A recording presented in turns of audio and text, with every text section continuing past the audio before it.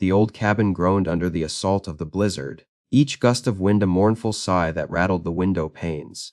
Sarah huddled deeper into her threadbare armchair, trying to lose herself in the worn pages of her book, but the relentless storm had other plans. A faint, almost imperceptible tapping broke through the wind's lament. She glanced at the window, half expecting to see a snow-laden branch, but there was nothing, just swirling white chaos. She dismissed it as her imagination, a trick of the wind playing on her frayed nerves. But then it came again, a little louder, more insistent this time. Tap, tap, tap. A prickle of unease crawled up her spine. She rose, the floorboards creaking in protest, and checked the locks on the doors and windows, finding them secure. Peepers, her normally aloof tabby cat, was perched on the back of the sofa, its green eyes wide and fixed on the window, its tail twitching erratically. The wind howled like a banshee, drowning out all other sounds, except for that unnerving, persistent tapping. Driven by paranoia, Sarah strained her eyes against the swirling snow, her breath fogging the glass. At first, there was nothing, just the blinding white of the blizzard.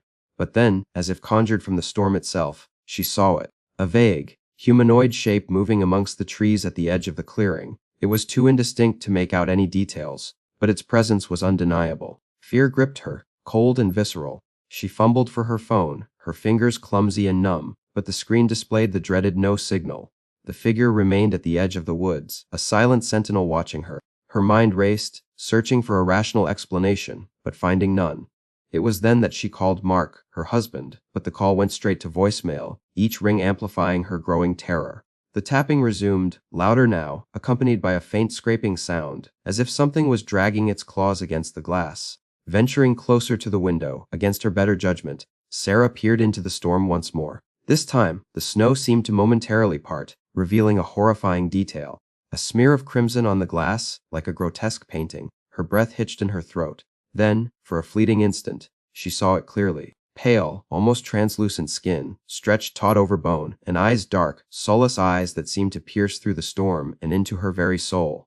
The figure was no longer obscured by the snow. It was gaunt, impossibly thin, and vaguely humanoid, but undeniably something not human. The tapping intensified into a frantic pounding, as if the creature was desperate to get in.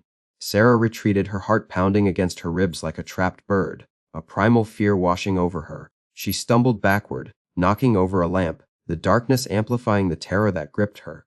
Finally, after what felt like an eternity of panicked dialing, Sarah got through to Mark. Her voice trembled as she tried to explain the situation, her words tumbling over each other in a desperate plea for help. "There's something outside, Mark. I don't know what it is, but it's trying to get in." Mark, ever the pragmatist, tried to reassure her, his voice calm and steady. "It's probably just an animal, Sarah. The storm is probably making it act crazy. Just stay inside, lock the doors, and I'll head back to the cabin as soon as the roads are clear." He promised to call again soon, but the line crackled with static, and then, just as abruptly as it had connected, the call cut off, leaving Sarah alone, once more with the relentless pounding at the window. Peepers, sensing the growing danger, hissed and scratched frantically at the door, as if trying to escape. The thin glass of the window offered little resistance. With a deafening crash, it shattered, sending shards of glass flying across the room like deadly shrapnel. The gaunt creature, propelled by an unnatural force, forced its way inside, its limbs contorted at unnatural angles. Sarah screamed, a primal sound of terror that echoed through the cabin. She scrambled backward, desperate to put distance between herself and the horrifying intruder. The creature crawled slowly, awkwardly, almost insect-like across the floor, its movements jerky and unnatural. Its eyes locked onto hers, filled with a hunger that transcended the physical, a ravenous emptiness that promised nothing but pain and suffering. She felt a paralyzing fear, a sense of utter helplessness as the creature drew closer. Mark finally arrived at the cabin, his heart pounding with a mixture of worry and dread. The front door was ajar, swinging wildly in the wind, and the interior was in chaos. Broken glass littered the floor, and furniture was overturned. He called out for Sarah, his voice hoarse, but only silence answered him. Then, Peepers emerged from the shadows, its fur matted and blood-stained, and rubbed against his legs, emitting a low, mournful meow. A trail of crimson led from the shattered window and into the dark, forbidding forest. Numb with terror, Mark followed the trail, his boots sinking into the deep snow. After a few yards, he found it, a single, tattered piece of Sarah's clothing, snagged on a gnarled branch, near a set of inhuman footprints, too large and strangely shaped to be those of any animal he knew. Back at his car, Mark reached for the door handle, intending to drive for help.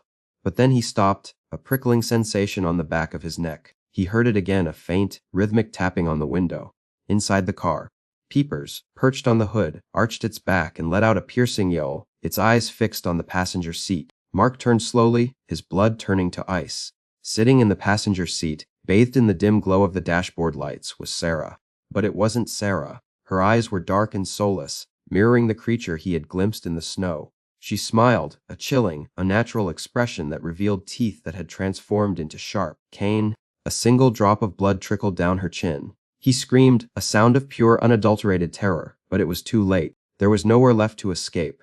Paranoia, cold and sharp as the winter wind, drove Sarah to the window. She strained her eyes, trying to pierce the swirling white chaos outside. At first, there was nothing but the relentless blizzard, the wind howling like a hungry beast. Then, she saw it, a flicker of movement at the edge of the trees, a vague, humanoid shape shifting in and out of view. It was indistinct, almost dreamlike, but undeniably there. Fear, a cold fist, clenched around her heart. She stumbled backward, fumbling for her phone on the small table near the fireplace. Her fingers trembled as she unlocked it, desperately searching for a signal. The screen remained stubbornly blank. No bars. She cursed, a silent scream trapped in her throat. The figure, though still shrouded by the storm, seemed to be moving closer, its presence growing more palpable with each passing second. She felt utterly alone, trapped in her isolated cabin with something inhuman lurking outside. Panic rising, she scrolled through her contacts and tapped on Mark's name. The phone rang and rang, each unanswered pulse a hammer blow against her sanity. Please answer, she pleaded silently. He had promised to be home before dark. The call went to voicemail. Her breath hitched in her throat. She ended the call and tried again, with the same result. Then, the tapping resumed. Louder now, more insistent, accompanied by a low, grating scrape that made the hairs on the back of her neck stand on end. It was no longer the innocent sound of a branch against the glass. This was deliberate, purposeful. Something was trying to get in. Drawn by a morbid curiosity and a desperate need to understand what she was facing, Sarah crept towards the window. The blizzard raged on, but a brief lull allowed a clearer view. A grotesque smear of crimson was plastered against the glass, like a macabre painting. For a heart-stopping moment she saw it, pale, almost translucent skin stretched tautly over bone. And then the eyes, dark, bottomless pits devoid of any warmth or humanity. They were the eyes of something ancient, something hungry. The figure was no longer a vague outline. It was gaunt, its limbs too long and spindly, contorted at unnatural angles. It was humanoid in shape, but the similarities ended there. This was not a man, nor any creature she had ever imagined. The tapping escalated, no longer a tentative probe, but a frantic, desperate pounding. Each strike resonated deep within her chest, a drumbeat of pure terror. Sarah recoiled, stumbling backward, her breath catching in her throat. A wave of primal fear washed over her, an instinctual understanding that she was facing something beyond comprehension, something utterly evil. Hope flares briefly as the call connects. Mark, thank God. There's something outside. I saw it in the snow, near the trees. It's tapping on the window, trying to get in. Her voice cracks, each word laced with a fear she can barely contain. She recounts the shape, the inhuman way it moved, the glimpse of its gaunt face, and those dreadful eyes. A torrent of desperate pleas spills from her lips, a desperate attempt to convey the terror that has consumed her. Mark's voice, calm and reassuring, filters through the phone. Sarah, honey, it's probably just an animal. Maybe a deer caught in the storm, trying to find shelter. Don't worry, I'm on my way. The roads are terrible, but I'll get there as soon as I can. He tries to soothe her, but his words offer little comfort against the rising tide of panic. Just stay inside, lock all the doors and windows. I'll be there soon. Suddenly, a burst of static erupts, the connection fracturing, and Mark's voice is replaced by an echoing silence. Mark, are you still there? Only the hiss of static responds. The line goes dead, leaving Sarah stranded once more in her cabin, with only the relentless pounding at the window for company. Peepers, sensing the growing dread, begins to hiss and scratch frantically at the bedroom door, desperate to escape the unseen horror lurking outside. The thin pane of glass, already weakened by the relentless assault, finally surrendered. With a deafening crash, the window imploded, sending a rain of glittering shards across the cabin floor. Sarah's scream was cut short as the creature breached the perimeter, a mangled silhouette against the swirling white abyss outside. It didn't walk, it crawled, limbs contorting in unnatural angles, pulling itself forward with a grotesque, insect-like gait. Every movement was a violation, a perversion of natural motion. Sarah recoiled, her back pressed against the cold, rough logs of the cabin wall. Her breath hitched in her throat, a strangled sob escaping her lips. The creature moved with surprising speed, its elongated fingers scrabbling on the wooden floor. It seemed to be drawn to her, the scent of her fear an irresistible lure. A wave of nausea washed over her as its eyes met hers, bottomless pits of black that reflected no light, no humanity, only a chilling, ravenous hunger. It wasn't the hunger of a predator seeking sustenance, it was something far more sinister, a consuming emptiness that threatened to swallow her whole. She was nothing more than prey. Mark wrestled his truck through the final stretch of snow-choked road, the cabin lights a beacon in the swirling white. He slammed the gear shift into park and killed the engine, a silence descending that was almost as unsettling as the storm. The front door hung slightly ajar, swaying rhythmically in the wind.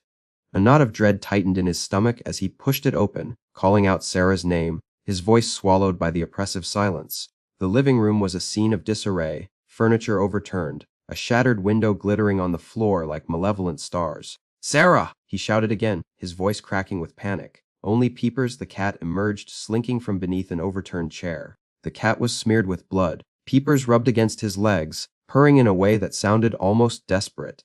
Mark's heart hammered against his ribs. He followed a trail of crimson drops leading from the broken window and into the dark embrace of the surrounding woods. The wind howled, mocking his cries for his wife.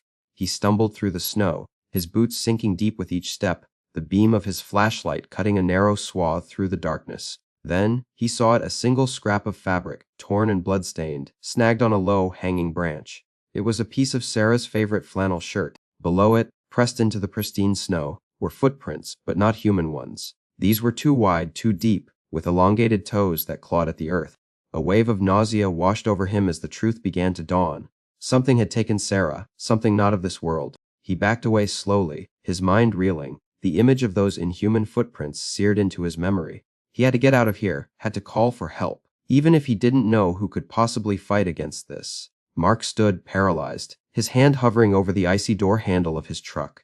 The engine idled roughly, the headlights cutting twin swaths through the swirling snow. The cabin, now a scene of unspeakable horror, loomed behind him. He desperately wanted to leave it all behind, to drive away and never look back. But a sound, a faint, almost imperceptible tapping, pulled him from his thoughts. It was coming from inside the truck. He strained his ears, his breath catching in his throat. The tapping grew more insistent, a rhythmic percussion against the glass. Peepers, who had been nervously circling his feet, suddenly leaped onto the hood of the truck, arching his back and emitting a blood-curdling yowl. The cat's eyes were wide with terror, fixed on something inside the vehicle. Mark's heart hammered against his ribs, each beat a deafening drum in the silent, snow-swept clearing. Slowly, agonizingly, he turned his head. There, in the passenger seat, bathed in the pale glow of the dashboard lights, sat Sarah. But it wasn't Sarah. Her eyes, once warm and hazel, were now black, bottomless pits, reflecting no light, no humanity.